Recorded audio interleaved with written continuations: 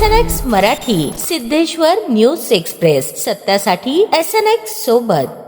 मलवडी तालुका माण येथे आयोजित करण्यात आलेल्या छत्रपती शिवाजी महाराजस्व समाधान शिबिर अभियानाचे उद्घाटन करून उपस्थित ग्रामस्थांशी संवाद साधला। पूर्वी लोकांना त्यांच्या कामांसाठी तालुका आणि जिल्हा कार्यालयांच्या वारंवार फेऱ्या माराव्या लागत असत। आता ती परिस्थिती बदलण्यासाठी शासन कटिबद्ध आहे। गावातच जाऊन नागरिकांचे प्रश्न सोडवणे, प्रलंबित वाद मिटवणे आणि शासकीय सेवा थेट लोकांपर्यंत पोहोचवणे हा या अभियानामागील मुख्य उद्देश आहे। शेतीसाठी ट्रॅक्टर व कृषी अवजारे यांना अनुदान देऊन शेतकऱ्यांना स्वावलंबी बनवणे, महिलांना बचत गटांच्या माध्यमातून आर्थिक बळ देऊन सक्षम करणे यावर शासनाचा विशेष भर आहे। नागरिकांना त्यांच्या हक्कांसोबतच जबाबदाऱ्यांची जाणीव व्हावी आणि त्यांचा त्रास कमीत कमी व्हावा यासाठी शासन सातत्याने काम करत असल्याचे यावेळी नमूद केले। याप्रसंगी प्रगतिशील महिला शेतकरी म्हणून राणी विनोद सावंत, कुळकजाई दुग्ध व्यवसाय, निशिगंधा भारत सातपुते पिंपरी सेंद्रिय गट शेती आणि पूजा विनोद सूर्यवंशी भांडवली कृषी सखी उत्कृष्ट कार्य यांचा सन्मान करण्यात आला। कार्यक्रमात संजय गांधी योजना लाभार्थ्यांना प्रमाणपत्रे, नॉन क्रिमिलेअर